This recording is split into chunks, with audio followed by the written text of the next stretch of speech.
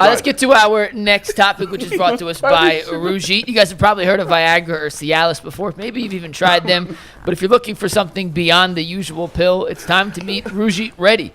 Rougit Ready is a next-gen prescription treatment designed to amplify arousal in the brain and boost blood flow. Unlike the usual pills that can take hours, Rougit's 3-in-1 formula dissolves under your tongue and kicks in fast, in just 15 minutes on average, and effects can last up to 36 hours, so you can stay confident and in control when the moment is right. Head to Rougit.com/LockedOnNFL and use code LockedOnNFL to get 15% off today. That is Rougit, RUGIET.com/LockedOnNFL, and use promo code LockedOnNFL for 15% off.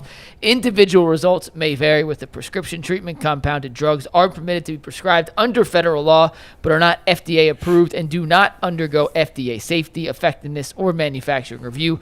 Please review the Rougit website for full safety information. By the way, it was Ron Perlman who played Clay. Yeah. Good call. Go ahead, Mike.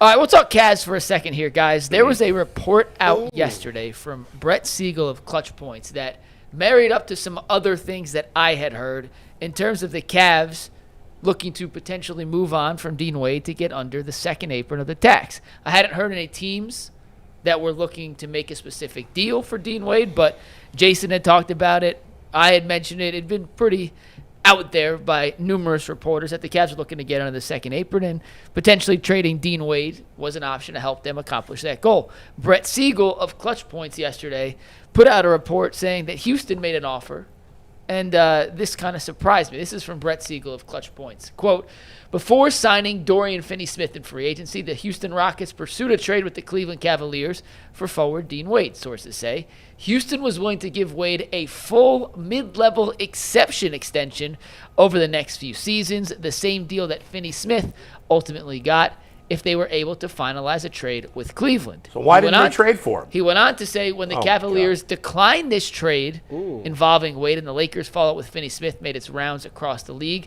the Rockets quickly moved on to the veteran two-way wing and offered him a 4-year, $52.7 million contract. These trade talks between Cleveland and Houston happened the week between the NBA draft and free agency. Well, who cares now if it didn't happen? I'm going to tell you right now. This caught my eye real quick, Tyvus. Go ahead. Because that means, if this is true, a team was willing to give Dean Wade a full mid-level exception, which is $14-ish million per year. And in this instance, according to Brett Siegel, the Cavaliers reportedly declined an offer for a team that clearly coveted Wade if they were willing to give him a contract similar to Dorian Would it have gotten them under the second apron? It depends on what they got back. I don't believe that. I think that's bullshit. Why would they? If Dean Wade is a useless player, why would they not do that? That is what I was getting to. This seems crazy to me if that's not true. The Rockets were willing to give him that much money. Yeah. And later in the report, he mentioned it was a sizable offer, and the Cavs turned that down. I don't know if I buy a month later, he's reporting it? There's no way that this is true. If it is true, Dean Wade need to go right up to Kobe Altman and slap him. And I don't even promote violence. But if you go cut a man's pockets like that, that's ridiculous. $52 million, is that what that was? Dean Wade is a freaking stiff. There's no way. Why would you? Do you think Dan Gilbert would not want to get out of the extra second apron stupid thing? They're keeping Dean Wade? That doesn't make any sense. Did his agent talk to somebody? There's no way that this has to be his agency saying like this is not trying to put him like, hey, you thought Finney-Smith was nice. They wanted to get Dean Wade the bag too. The Cavs just didn't even want it like that. Ain't no way they stopped that man from getting no bag. Just trading Dean Wade does not get the Cavs under the second apron, by the way. Okay. Gets them closer, not all the way under. So yeah, we need to be all the way under. so you declined. Could they have still gotten under? Like somebody else? We need to get all the way. We need all the way under that joint. Dean Wade is a useless player, so here's the thing, though. Yeah. I will say this. The Vanilla Wolf is one of the highest levels of fool's gold. What he does is you don't got to give him touches. He's 6'8", can shoot the ball. Is a plus defender. And it's not going to give you no problems. He's the kid in the classroom that's willing to take the trash out. The teacher ain't got to notice him. They like, man, we ain't said nothing to Dean all day. And what happens is you fool yourself into giving them rotation minutes, right? Yeah. You invest them. That first round come around, that it turned right back into a pumpkin coach. You'd be like, what happened to Dean? What Jason said that one year, I'd never forget it in my life. This is the greatest quote Jason Lloyd ever said. Yeah, when they moved on from Kevin Love, really messed Dean up. I said, how does moving on from a man that played your position and opened minutes up for you mess you up? They done moved on from Tyvus. G. Bush was messed up, bro. That's what you know what they said. That's what John King said about Jameis. When they moved on from Jameis, they gave DTR that spot. That's what kind of that messed him up. How does that what? Because it showed you got to go out there. Now you got to play. Yeah. Now you they can properly evaluate. He's like, I was the backup white guy. There was no pressure being the backup white guy. All I got to do is hit 2 shots and hustle. Now I'm the white guy. That's tough. And Ty Jerome found out that's kind of tough to do. We be asking y'all to play.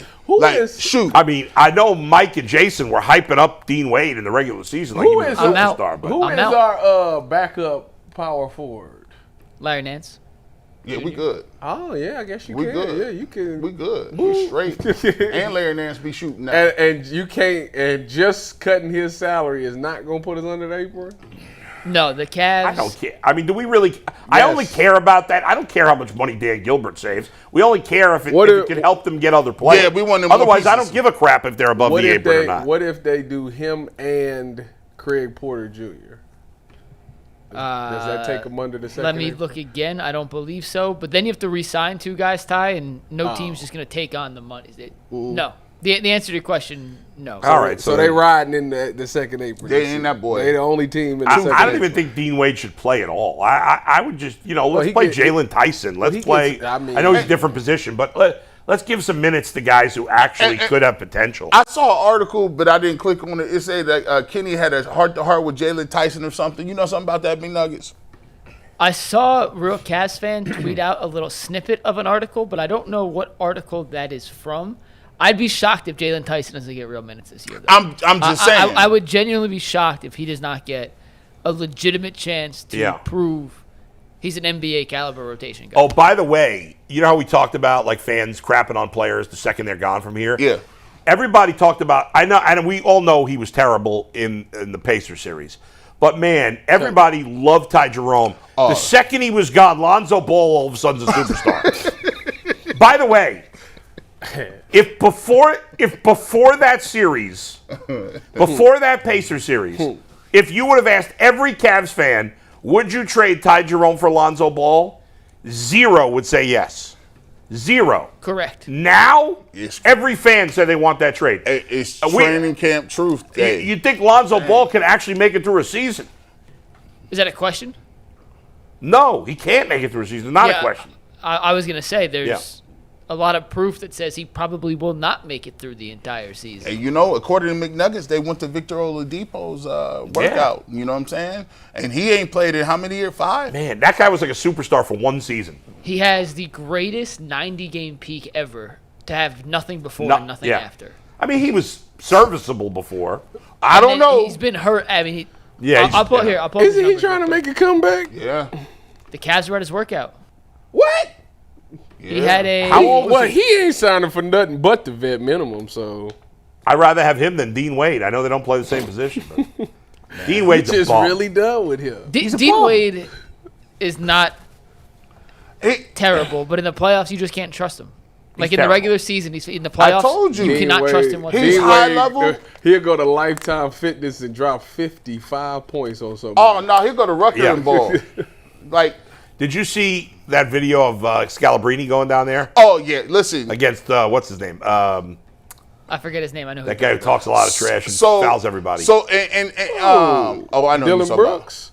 No, he's an old grandpa in Harlem. Who always plays? He plays. He's a famous guy down there. Yeah, he backs people down. He fouls the crap out of them. But it's street ball in New York, so you can't call fouls. You don't call fouls in the yard. No. No. No blood, no foul. I don't call fouls ever. I want to ask y'all this question. Yeah. Former professional athletes, like at their sport, baseball, basketball, football. Yeah. Which one of those groups of people are the most dominant against civilians? Wait, out of what? So, like, out of 3 sports, like Baseball. Oh, it's baseball. Yeah. Like, well, I don't know. Like Myles Garrett against civilians. it's would, but I just saw at a golf outing. Yeah. It's the closest in basketball, G, because most people could. if you can make a shot, you might be able to score some points. Like, Yeah. I know you, and the reason it sparked this, I know y'all seen this on Reels or Twitter or whatever. Yeah.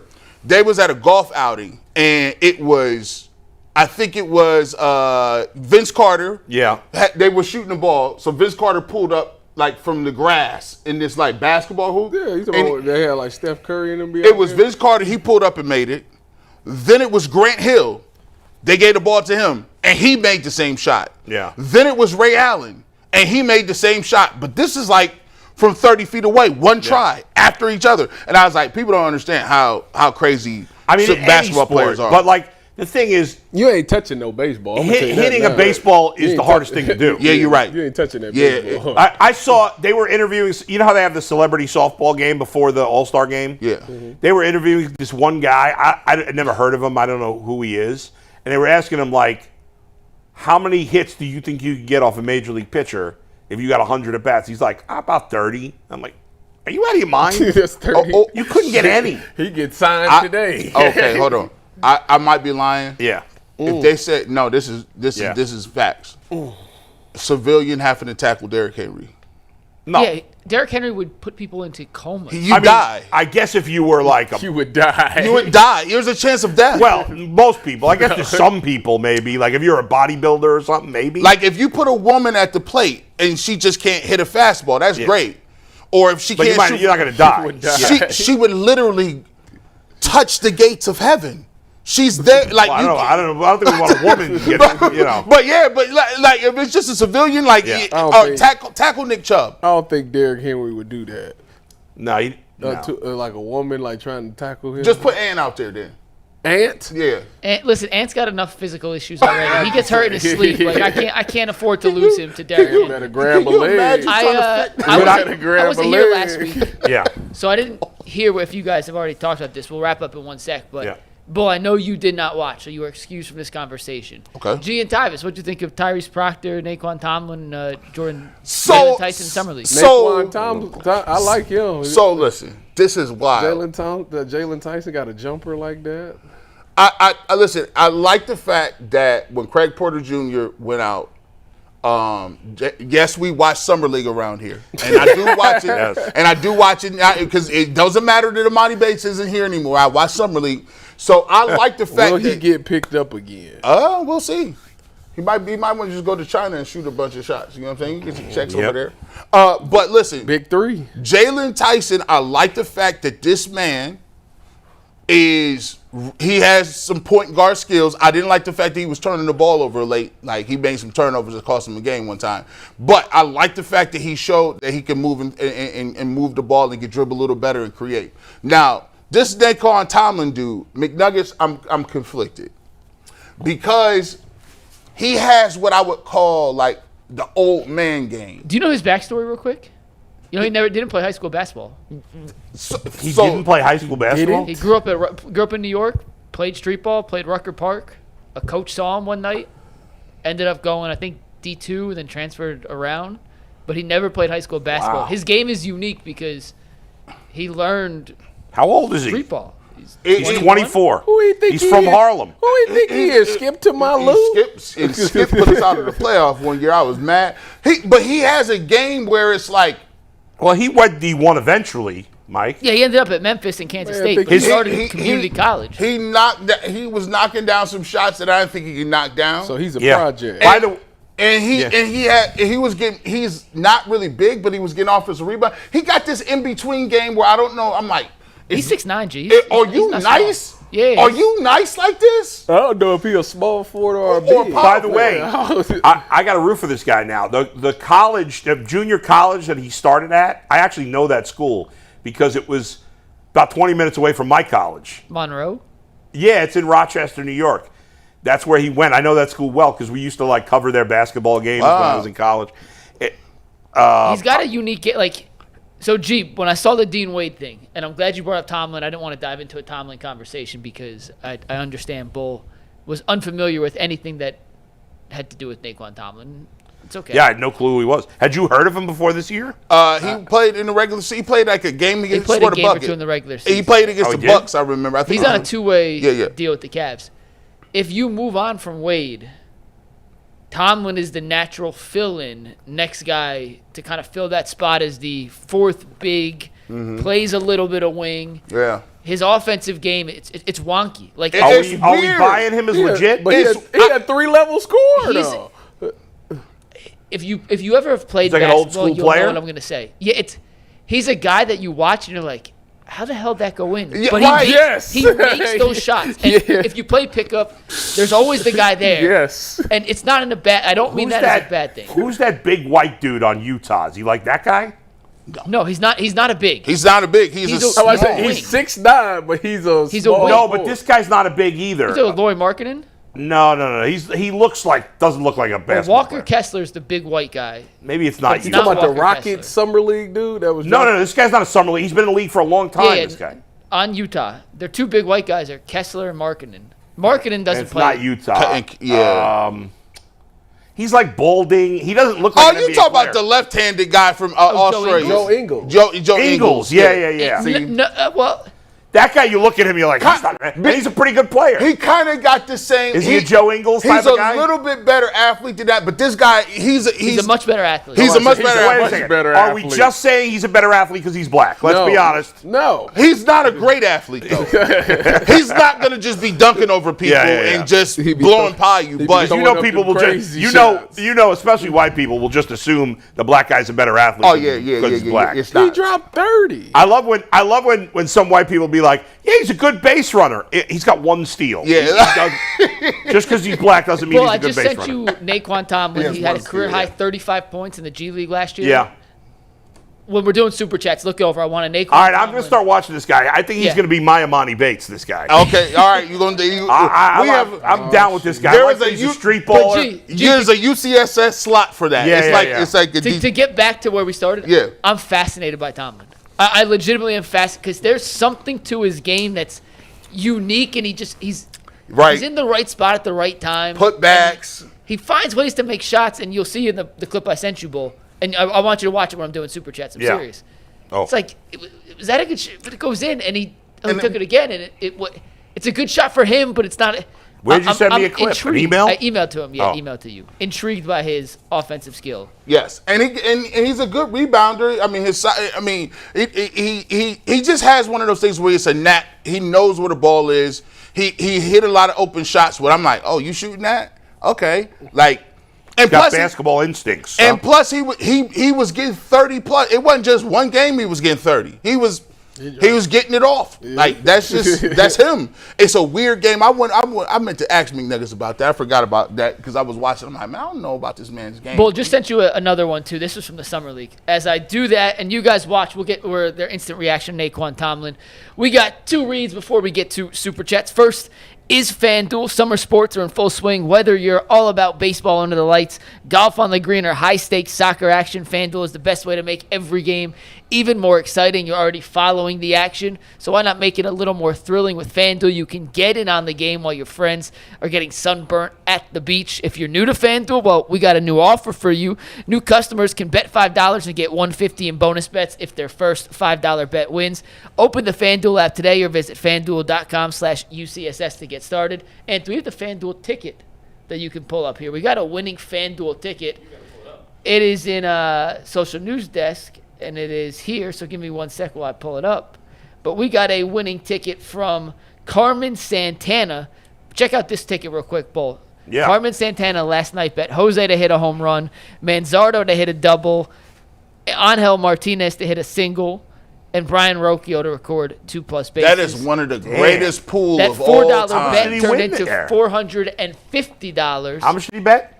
$4, one for $50. Damn. So shout out to Carmen Santana for that winning bet. That is random. That is beyond random. It's a great win, though. Epicor is also a sponsor of today's show. Every team knows the value of hard work, of taking pride in what you build, and practicing every detail to get the best results. But no one player, no matter how amazing, can do it all alone. Working together makes getting the win easier at Epicor. The all-stars are the hardworking manufacturers and distributors who create and deliver the things we all need, from aerospace to electrical to medical devices, from small businesses with big dreams to growing enterprises with global visions. We'll equip you with the right tools to move forward, think ahead, and lead the way, because as the clock ticks down, you need to make the most out of every hardworking minute. Easier doesn't cut corners. Easier finds the lane. Discover your success at easierwithepicor.com.